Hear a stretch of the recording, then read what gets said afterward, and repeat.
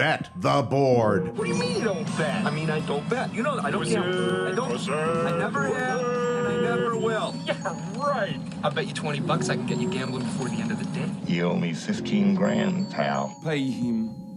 Pay that man his money. It's the Bet the Board podcast. God likes me. He really, really likes me. In the end, I wound up right back where I started. I could still pick winners, and I could still make money for all kinds of people back home. And why mess up a good thing? Here's Payne Insider and Todd Furman. Welcome into the Bet the Board podcast, powered by FanDuel, NFL Week 8, Monday Night Football edition. I'm your host, Todd Furman, joined as always by my esteemed colleague and co-host, the one, the only Payne Insider. Good morning, buddy boy. How are you doing this fine day, my friend? Not too bad. Not too bad. Trying to figure out how we ended up with these two primetime games back to back.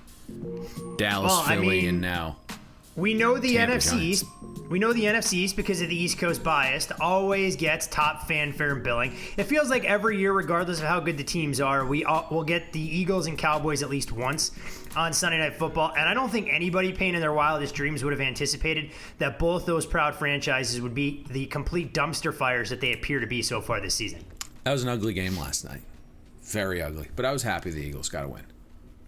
I mean, it was good to see, and they're still clearly the most talented team in the division. But my Lord, is Carson Wentz ever going to improve on his decision-making? I mean, I joked on social media, drunk Todd in college at 19 made better choices at 2 a.m. than Wentz does with the football sometimes. Yes, there was some questionable decision-making processes going on there. He's trying to do too much.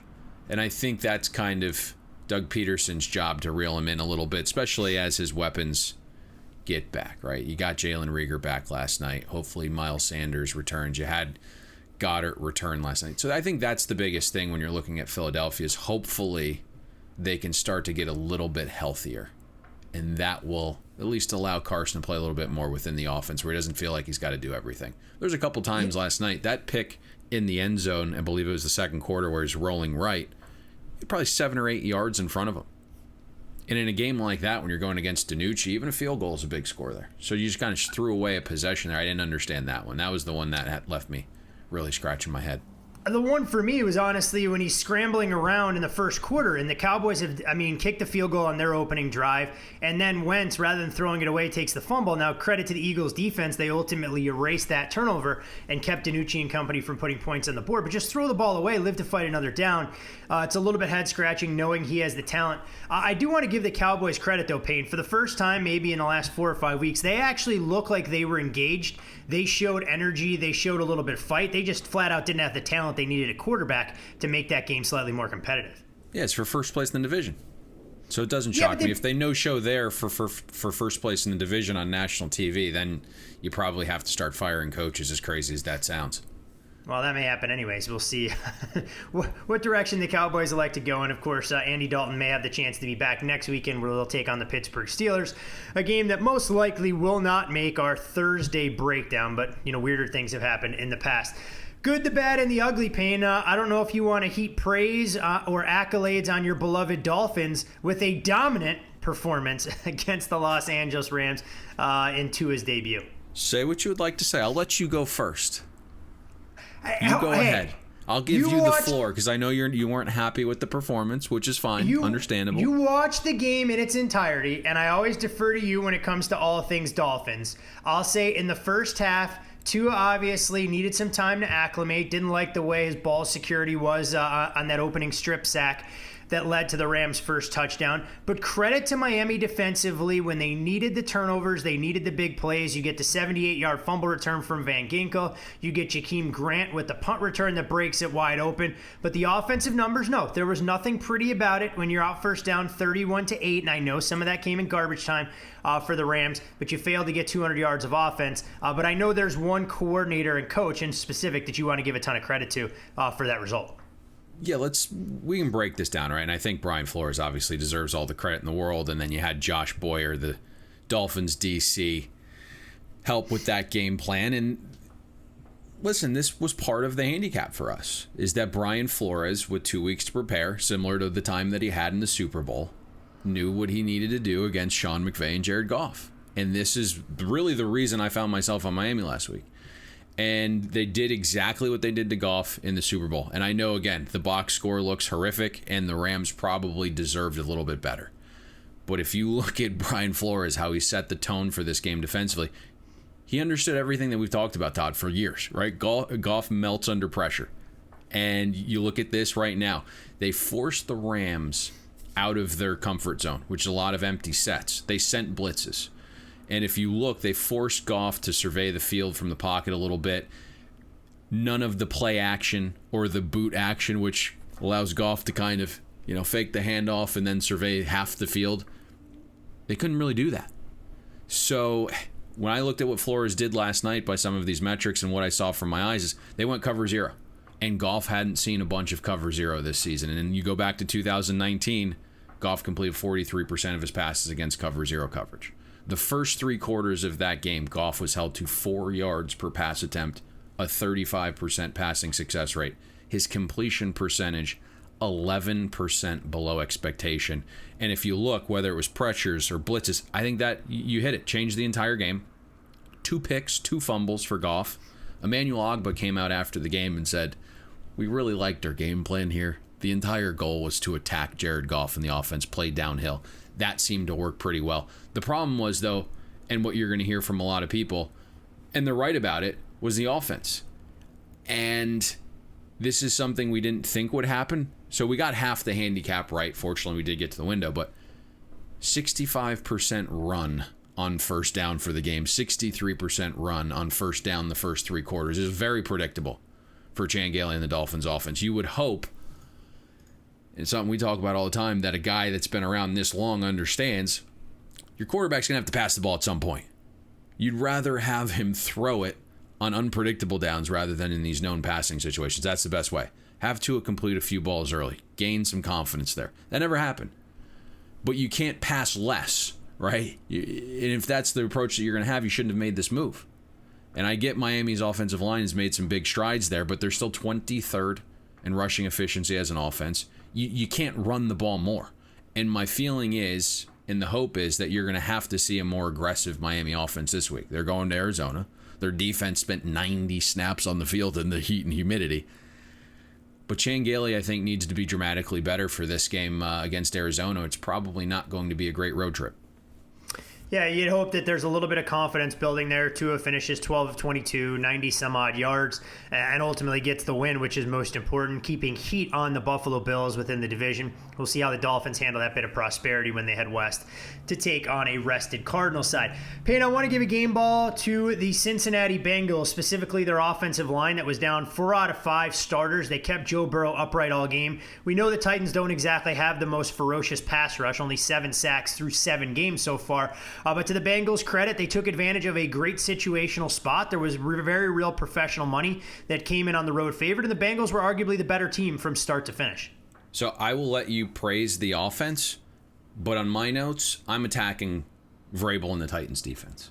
Oh, I think it's definitely a double-edged sword, and you know that we have been extremely critical of the Titans on the defensive side of the ball. I just wanted to see a glass half full for the Bengals, at least keeping their quarterback upright, because we knew throughout the week it gets increasingly difficult when you're down 1 cog, 2 cogs, right, 3, and 4 guys on the offensive line. But there's no doubt the Titans bear a brunt of the responsibility here for a piss-poor defensive game plan. Bad situational spot. You expected them to be a little bit flat, but that wasn't just a flat. That was a flat-out no-show. Yeah, it was an absolute no-show, especially from the defense. And we can look at this, right? The Bengals were successful on 61% of their offensive snaps. Burrow was fantastic. 62% of his passes graded successful. And I know the yards per carry numbers don't look great for the Bengals offense, but there was a lot of timely runs. 59% of Cincinnati's runs were successful. If you look on 3rd and 4th down combined, the Bengals converted 11 of 16. But you hit this perfectly. I think the bigger thing, Todd, is when you look at this performance by Tennessee's defense and put it in context, Cincinnati's missing 4 of its 5 starting offensive linemen, and Tennessee didn't record a single sack. The Bengals were missing Joe Mixon. There were 25-mile-per-hour winds, gusts approaching 40 miles per hour, and the Titans defense allowed this rookie quarterback. Right now, Joe Burrow, there's still 2 quarterbacks left to play, this week. But Joe Burrow's completion percentage above expectation was the best of the week. 11% more of his passes he completed than were expected. And he did this with wind. Mike Vrabel right now is struggling as a defensive mind in Tennessee, and he's been struggling since week 10 of last year. So certainly praise Joe Burrow in the Bengals offense, but to me, 4 offensive linemen out, you can't record a sack. Yeah, I mean, there's got to be a wind and weather. You let a rookie quarterback have potentially the most accurate day of any quarterback in week 8. Like, give me a break. Yeah, there's got to be a way that they can scheme up pressures. I mean, we talked about it all offseason, and you were on this well before a lot of folks talking about Jadeveon Clowney. And this idea that he is somehow an elite rusher when all he does is he holds the edge as a run stopper. And people in Tennessee extremely disappointed that I don't believe he's recorded a sack so far this season. Vic Beasley had all sorts of drama about even his arrival to camp. He hasn't produced. And somewhere along the way, the Titans have to be scratching their head going, if we're going to be legitimate AFC contenders, we have to find a way to get to the opposing quarterback, because when you play Big Ben, you play Patrick Mahomes. I'm not putting Lamar Jackson in that class, but any of the top tier quarterbacks in the AFC seem to pick apart the secondary, especially given some of the holes that Tennessee has on the back end. So, you're definitely not putting Drew Lock in that class, though. No, sure. I'm definitely not putting Drew Lock. Although, Denver fans. I saw the comments. My Lord, Denver fans! For all of you that are out there listening, I love all of you like I love our fan bases. But let's not give Drew Lock all these accolades because he led a fourth quarter comeback against a Chargers team that blows leads faster than my mother did when I was a child. Used to blow money at the grocery store. Oh, you must have been a hungry kid. No. She spent money there, so the fridge was always stocked. There was never a problem about finding snacks. That's what I said. You were a hungry kid. Yeah. That's what happens at 160 pounds of romp and stomp and steel. I will say this about Drew Lock. Talk about an irrational sense of confidence, which I think you have to like from the position. Even when he cut the lead down to, I believe, 3, he's out there going like cowboy gunslinger mode after probably the worst 3 quarters I've seen from a quarterback in a long while. So, doesn't seem to have a memory, which is good for the position. Get right back out there and chuck. So that was interesting. Now we kind of got sidetracked here. I forget what we were initially talking about. Well, we were ripping apart the Tennessee Titans defense, and you talked about elite passers and Drew Lock. But, I mean, at this point, honestly, for the good, the bad, and the ugly, it's not as though we script any of this or we have to adhere to logical breaks. So you can take the floor on whatever tangent you want. I'm going to sit here and listen and be entertained. The one thing that's really interesting about Jadeveon Clowney, because now my mind's going back to where we were, is a very sharp fella, analytically sound, kind of broke down why Jadeveon Clowney doesn't get sacks, even though he gets loads of pressure. And the first thing is there's not much bend there. One thing you see from a lot of defensive ends, they're able to kind of like bend around the corner. He doesn't have any bend. And his best move is an inside move. And so quarterbacks can see it. And even though it's pressure, and pressure's good, they can get rid of it before they're actually being brought down. So that's kind of what was dissected of Jadeveon Clowney and why the pressures don't turn to sacks. Really interesting piece. Maybe I'll tweet it out later. Makes a whole lot of sense. I mean, clearly he's not producing the way the Titans at least anticipated. We know that the Seahawks didn't want to pony up the cash, and rightfully so, as they continue to figure out what they need to do to bolster their particular pass rush. But in terms of good performances, whether it was team, individual, or coaches, Payne, what stood out to you yesterday? I think Dalvin in the Vikings. I think Dalvin probably had arguably the game of the day when you really look at it. Led Minnesota in rushing and receiving. Cook had 70% of the Vikings' total yards, all 4 touchdowns. If you go back and watch, too, and I know you did, Todd, but I'm talking to some of our listeners here. Sure, the scheme was good, but he was making guys miss, like left and right. It was pretty ridiculous. It was Barry Sanders-esque out there with Dalvin's ability to evade tacklers. And again, we pick on the Packers at great lengths. Some of that has to do with the Packers defensively, but I'm going to take nothing away. I'm taking nothing away from what Dalvin accomplished. No, they can't stop the run, and that was part of why you saw that game go from 7 to a 5.5 close at a lot of sharp shops there because of the matchup. What was interesting to me, and it was a little stunning, is I think we have to give Zimmer some credit as well. Hasn't been the best season for him, but he made some good halftime adjustments. Packers offense, 41% success rate in the second half. That's without 3 starters. in the secondary for Minnesota. So they were shorthanded, and I thought the defense played phenomenally in the second half, all things considered, building off Dalvin Cook's fantastic performance. Yeah, especially when one of the defensive backs that started the game healthy was stretchered off with a head and neck injury in Cameron Dantzler. We'll see exactly what Minnesota will get back in the defensive backfield for this week's divisional game against the Detroit Lions. Payne, I want to give credit to Josh Jacobs for his very workmanlike effort in less than ideal conditions for the Las Vegas Raiders. Carried the ball 31 times, 128 yards. What impressed me most, he started to show some of that run angry style that made him so successful last year. He was dropping his shoulder, putting it into defenders, and really used his body running downhill to take advantage of a situation where, let's be honest here, the Raiders couldn't throw the ball all that successfully. The Browns sure as hell couldn't do it. So Jacobs ultimately became the X factor in getting a hard-fought win on the road in a suboptimal weather type scenario.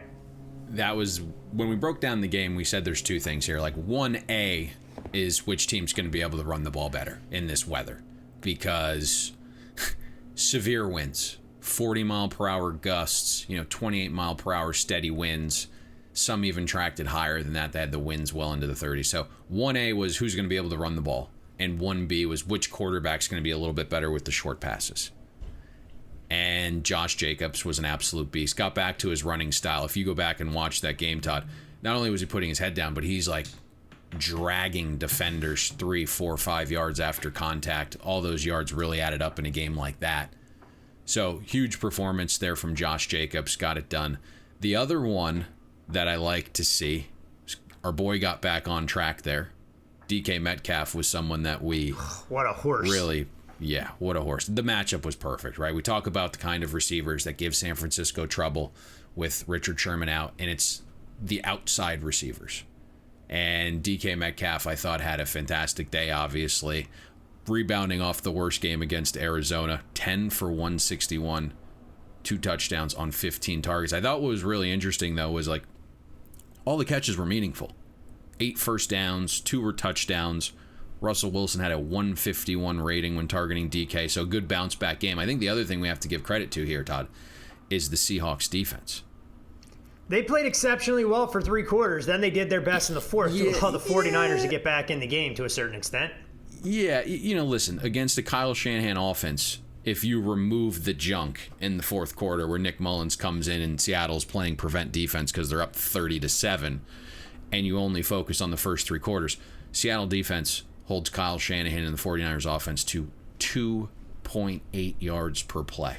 First 3 quarters, San Francisco averages 3.2 yards per pass, 37% passing success rate, 0 explosive passes, and then they've had the timely pick there of Jimmy Garoppolo right around the red zone. So I thought it was a big day for the Seahawks defense, and at least for them, it looks like some reinforcements are on the way. Jamal Adams potentially inching closer to return, and then you get the trade for Carlos Dunlap.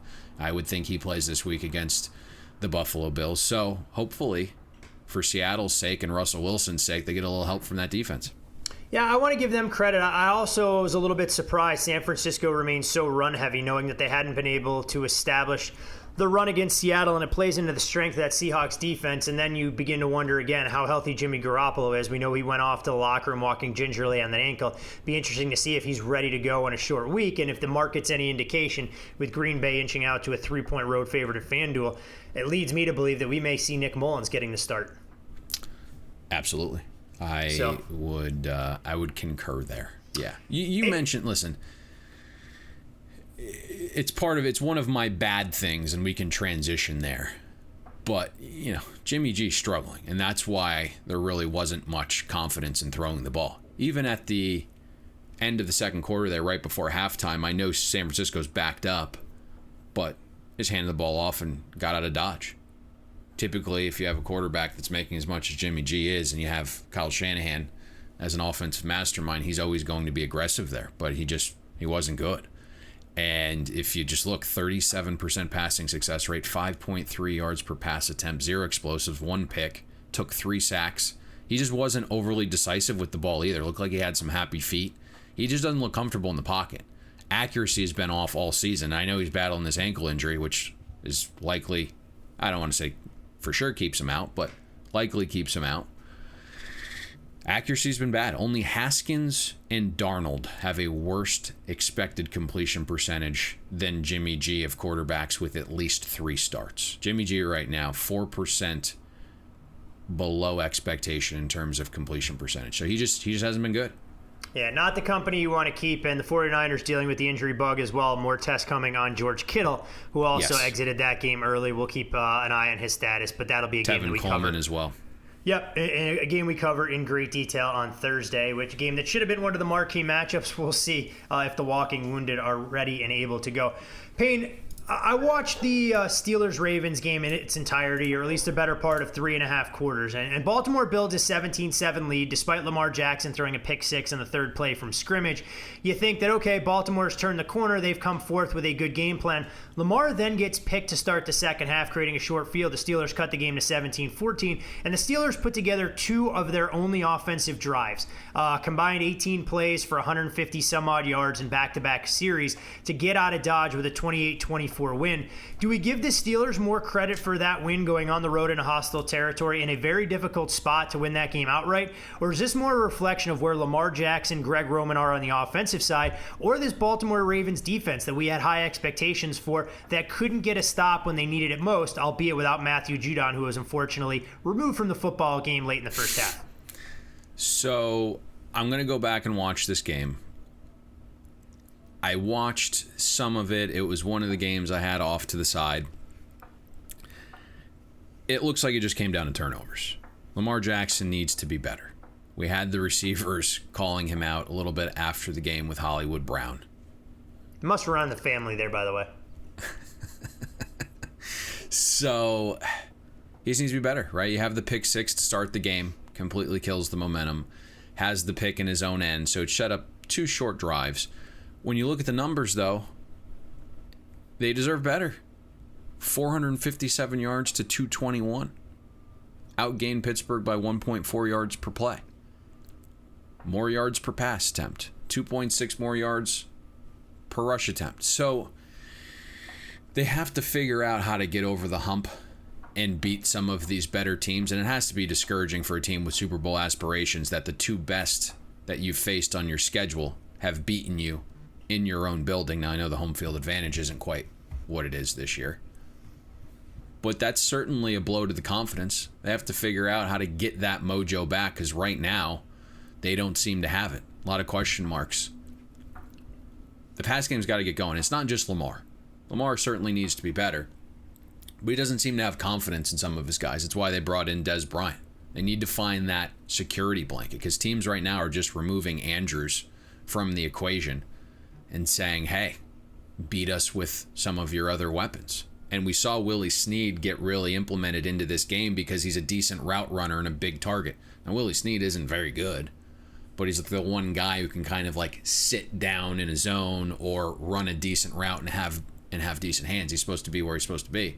Right now, there just isn't that chemistry with the young guys. I know Boykin did catch the touchdown, but between Boykin and Hollywood Brown, we certainly expected Lamar to be on a better page with those guys, and it just isn't the case right now. And that's why you bring in Dez Bryant. Devin Duvernay starting to get acclimated a little bit more to this offense, better route runner. So we just need to get the offense humming a little bit. I'm surprised what it looked like out of the bye. I expected a little bit better. I expected a few more wrinkles.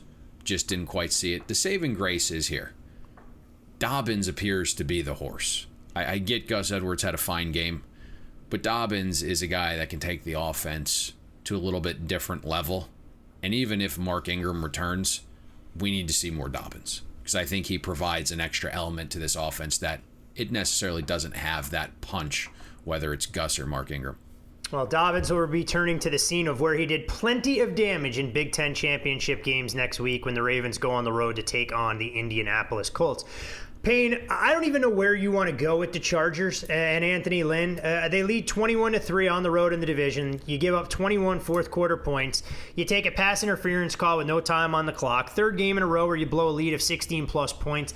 I mean, how long can you continue to endure all of this misfortune if you're the Chargers? Because if you look back and if they're able to hold a lead against the Saints, against the Bucs, yesterday against the Broncos, suddenly this team is very much in the playoff discussion and they have a couple of resume building wins, but instead here we are with a 2-5 record or 2-6, I'm not quite sure, that doesn't reflect how well this team has played for extended stretches. Chargers are the first team in NFL history to blow 4 straight leads of 16 points or more. Obviously, they did rally against Jacksonville, but lost the other 3, as you alluded to. This is just who the Chargers are. Every year we talk about how talented they are and the weapons they have. And they either get hit with the injury bug and they lose games that they're substantial favorites in game to win. And this is just who they are. Anthony Lynn isn't my favorite coach. I don't think he's the most sophisticated. I don't think they do the best things. I mean, just tiny little things. Great. You went for it on 4th and 1 in the first half. Good decision. Well, we're just running up the middle with no lead back and we're uncreative. It's just... So that's really the problem. Now, Justin Herbert was fantastic, but he does have the interception in the end zone. It's a poorly thrown ball inside when it needs to be outside. So you lose a possession there. Then you do get a little bit conservative late, running the ball nonstop on first down, and I get it, you're chewing the clock. But you settle for 2 field goals. If you get a touchdown there, the game's over. So it's just a combination of things. I just don't think they're the best coach team. And they just need to start winning these games to get over the hump. And then you win a few of these, and your franchise changes a little bit. It starts to ingrain in you. It's just an unfortunate thing because there's just so much talent here. But every year we do this. Finally, Todd, we just had to be like, we got to stop this. This is just insane. For whatever reason, they keep getting injured and can't win games they're supposed to. So that's just kind of where I'm at with the Chargers right now. I mean, it's the only spot to look. I mean, it's a team that consistently becomes one of the best underdogs to back because they're going to invent ways to lose, but they're going to be competitive because their talent keeps them as such. But a franchise that you really can't look in the mirror and convince yourself it's a great idea to lay points, even though obviously when you're up 3 touchdowns on the road in the division, you think more often than not you're going to get you to the window to try and cover in that particular spot. Anything in the particularly... Look at this, by the way. I mean, I'm pulling this up right now. You lose a game where in the first half you allowed 60 total yards. Denver literally had a 13% success rate in the first half of that game offensively, 2.5 yards per play, did not record a single explosive in the first half. And you lose that game. It's just inconceivable, some of the things we've seen from the Chargers and the way they managed to blow these games. And that's after the Chargers get 2 momentum scores in the final 3 minutes of the first half when you think they've put the game on ice against the Broncos to go into the break up 14-3. But alas, it is the Chargers, and we should expect nothing until they go out there and prove that they can establish a winning culture. Anything in the particularly negative fashion as far as bad or ugly that stood out to you before we shift gears and start to focus on some of the look-ahead numbers? No, I mean, I think that was it. I think we did a good job covering the weekend that was. Anything for you stand out?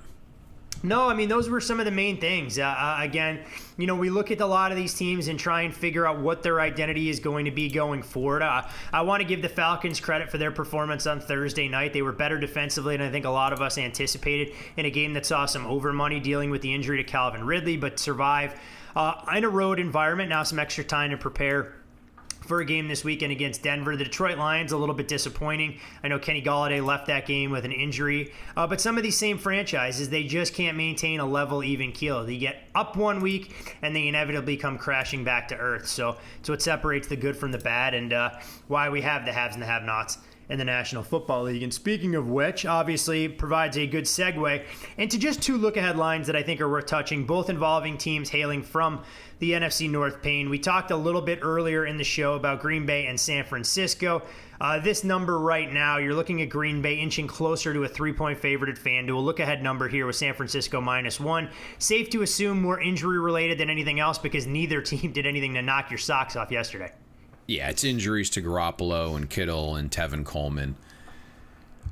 And that's basically, we'll have to monitor what those situations look like. And it would appear that this was a game that Green Bay was really focused on because they no-showed for the most part. Aaron Rodgers wasn't very good yesterday in a lot of senses. Missed some wide-open guys. But this is the one that I think they've had circled This was their get-right game. I'm surprised it's in San Francisco. They played in San Francisco last year during the regular season. Obviously, they traveled there for the playoff game because they had the worst record. But you got pummeled. You got embarrassed twice by the 49ers last season. And this is kind of the game that they've had circled. This was the spot for Green Bay. I think we were hoping, after we saw all that steam on Sunday, taking the game from 3 to as much as I saw at one point that San Francisco was favored -1 at Pinnacle there. So I was hoping that this was going to set up nicely for us, even with the long travel on a short week. But we'll see what comes of the San Francisco injuries. But yeah, this is why the move happened. I think Green Bay's the spot. I think, obviously with Garoppolo and Kittle potentially out, that's a massive downgrade. Yeah, it'll change what San Francisco can do on the offensive side of the ball, for sure. The other game that we saw a modest move, albeit through a key number, you saw the Minnesota Vikings, a 2-point favorite playing host to the Detroit Lions at FanDuel on the look-ahead number. That number out to 3.5, even seeing some 4s out there. I mentioned the Kenny Golladay injury, but for me, Payne, this feels like a upgrade of Minnesota as far as public perception is concerned in the wake of their win against Green Bay, and of course a slight downgrade of the Lions, who lost by 20 points to the Indianapolis Colts. It'll be really interesting to see where this number goes, because we know there's been some professional money backing the Vikings in, started in the Tennessee game once that got to 3. And we've seen them take some money from professionals, pretty routinely since that time. You had the Sunday night game against Seattle, this week against the Packers. Minnesota seems to be a buy-on team from a lot of the professionals. And now you're looking at this line, as we talk, Todd, even out to 4. So you have the move right off these two drastically different performances, where Minnesota at 1.7-point dog wins the game outright. Detroit, 3-point dog at home, gets blown out by 3 scores. But the big thing here is the Kenny Golladay situation. Injured his hip. We'll have to monitor that. I'm not sure how high this gets. And it seems like some guys are getting out ahead of this line move.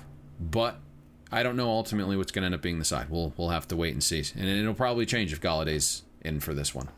Yeah, time to do a little bit digging on that one. But still, a handful of days away before we ultimately have to make a proclamation in terms of where that number will go, where it'll settle, and ultimately who becomes the true side. But a game we don't have that luxury for, Payne, takes place tonight at MetLife Stadium, where it's the New York Football Giants welcoming in the Tampa Bay Buccaneers. And your numbers at FanDuel on this particular game, well, they're not all that competitive, at least on paper, with Tampa a 12.5-point favorite.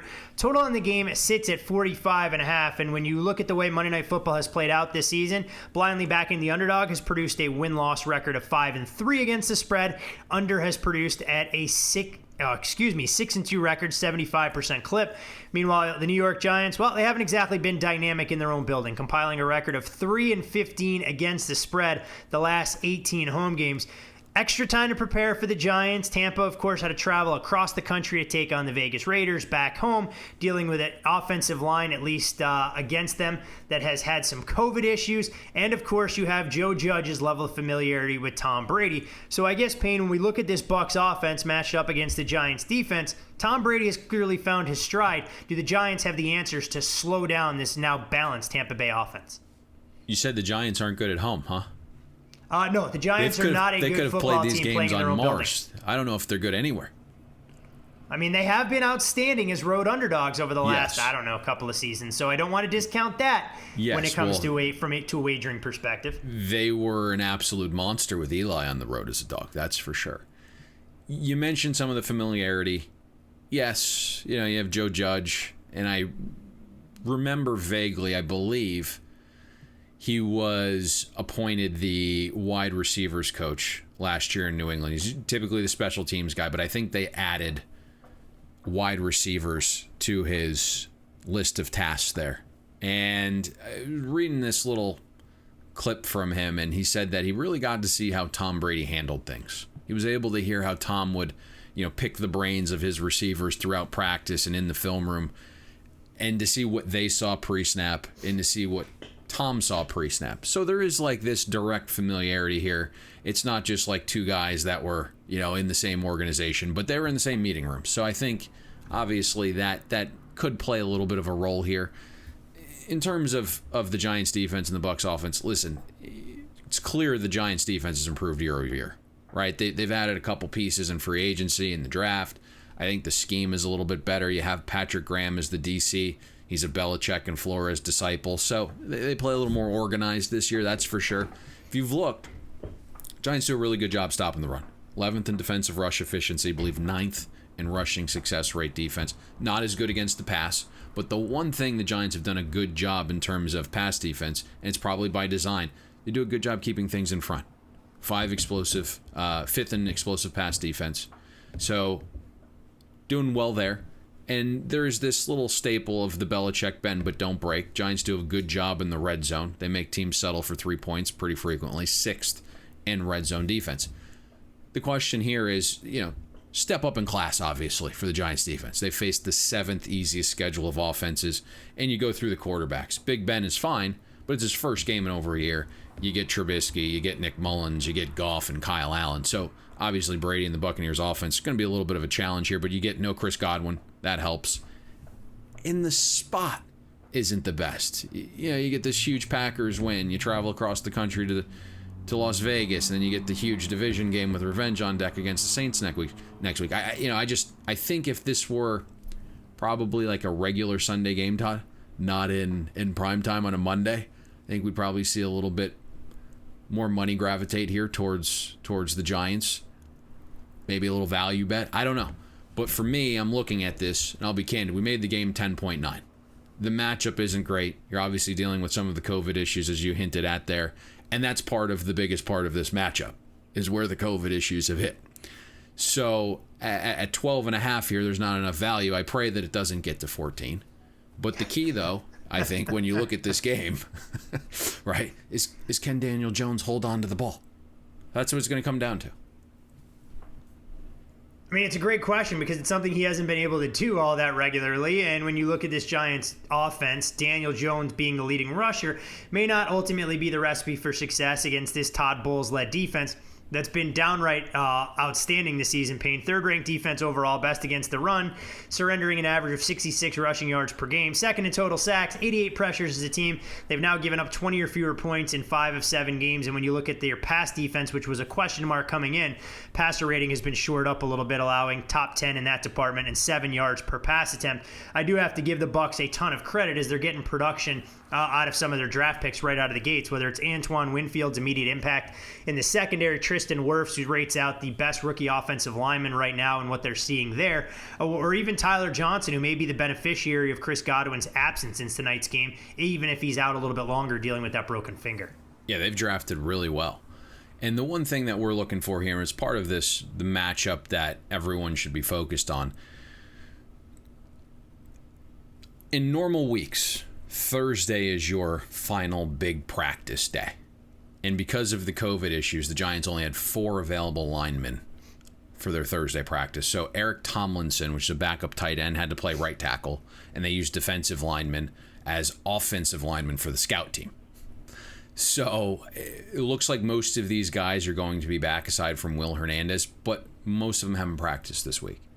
And you're now going against Tampa defense. That's the most blitz-heavy team in the NFL, 43%. Bucs are also second best in pass rush win rate and pressure rate. And the one thing that Daniel Jones, you feel bad for the kid. I actually think, and I know a lot of Giants fans will disagree, but he's just been like, the deck's been stacked against him. The poor kid's been pressured on 44% of his dropbacks in his entire career. Same thing this year, 44%. Got guys dropping balls all over the place. The weapons are in and out of the lineup. And then they hire an offensive coordinator that's an absolute dud. So I feel bad for Daniel Jones. But this game, again, is going to come down to him holding on to the ball. And this is why a lot of Giants fans aren't waiting around for Daniel Jones, I don't think. If you look, he's got 23 fumbles and 19 interceptions in 19 starts. That can't happen if you're on the underdog or the under here, which seem to be the sides, right? Can't have short fields. Punts are fine. They're your friend in a game like this if you're taking the dog or the under. You can't just give away points. And I think that's what this game's going to come down to. If Daniel Jones can just hold on to the ball and not set up short fields, the Giants will make this relatively competitive, and it'll probably come under the total. The place where they need to attack here is if Tampa is going to be their normal blitz-happy self here, you have to make them pay with your tight ends and running backs catching the ball. And for having two great linebackers, right now Tampa's allowed 80% of running back targets to be caught, 7.6 a completion, giving up 11 yards a reception to tight ends and 3 touchdowns. So if they are going to blitz, and who knows if they need to, right? Like Sue and JPP returning to the Giants, they might be able to get a natural pressure here. And if that's the case, then the Giants are going to struggle. If you can at least force Tampa to blitz, you might have a shot over the middle passing to your running backs and tight ends. Giants the matchup fans isn't good here, Todd. I'll just put it that way.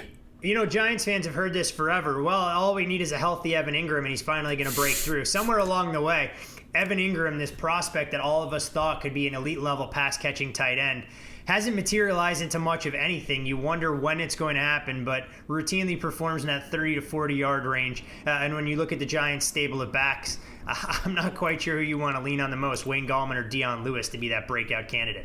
You forgot the pride of FAU, who's going to be on the active roster in Alfred Morris tonight. How many carries do you think Alf gets today? If I set the over-under at 4.5, how heavily do I have to juice the under? I'm not quite sure there. Not quite sure. But yes, it'll be Wayne Gallman getting the lead role. Then you'll have some Dion Lewis sprinkled in there, and maybe a little elf action. And this is one of those games like you have to plug your nose here if you're on the Giants. You're just saying, hey, there's value in the number here. You have the look ahead spot to the Saints. 10.9 should be the number. Again, 12.5 doesn't get me there. I'd probably have to value bet it if it got to 14. Can I interest you in a 13.5? Can I interest you in a 13? I'd probably need 14 just to throw a value bet. And listen, I hate even saying this just 'cause it's really cheesy and corny. I got this number thing. I got this number. At 48, this game was extremely sharp under. Let's just put it that way.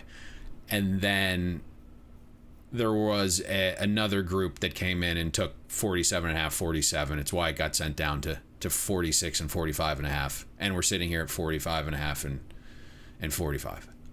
So the under is very sharp. Now, obviously, a lot of numbers have since passed. But, if you can get the Buccaneers out a little bit here and they turn to the ground and pound in the second half, we've seen some of their games, Todd. Denver comes to mind.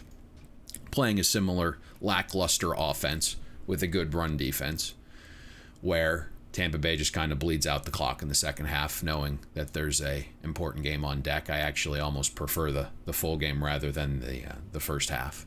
So, I don't have anything at the current numbers.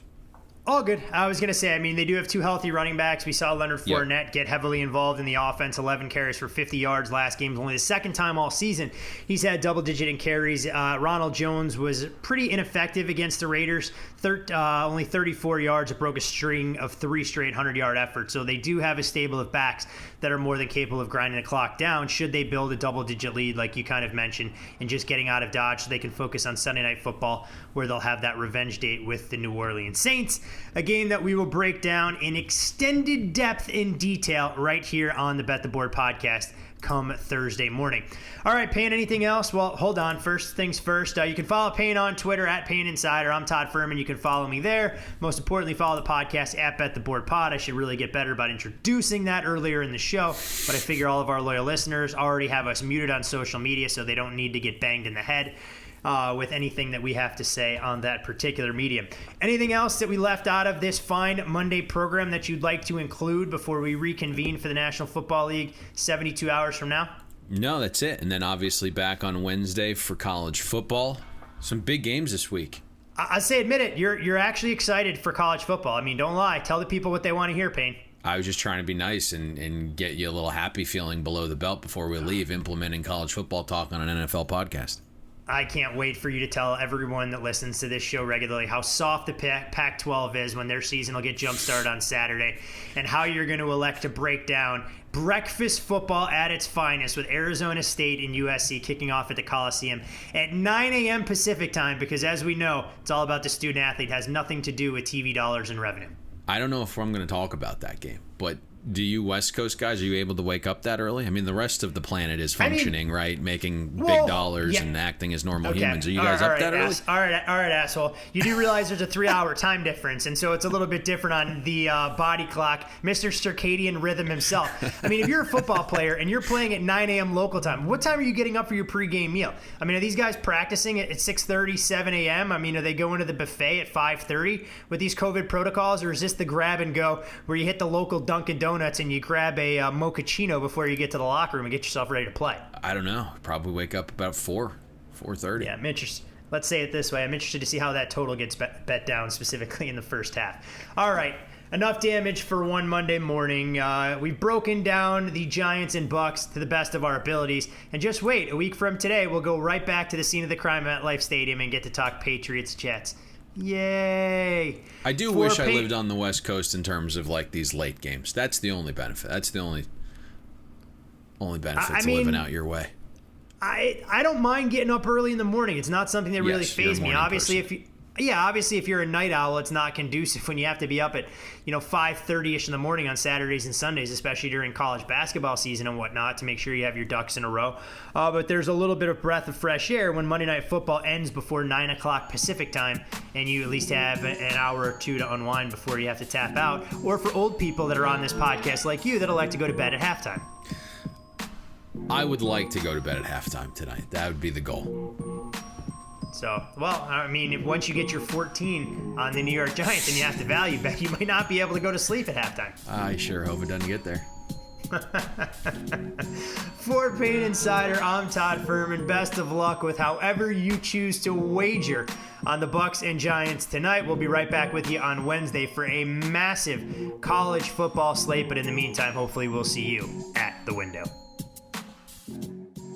Thanks for listening to Bet the Board. You can catch Todd and Payne every Monday, Wednesday, and Thursday during football season, breaking down the biggest NFL and college football games. And to make sure you don't miss any free best bets, subscribe to Bet the Board on iTunes, Google Play, Spotify, or wherever you listen to podcasts.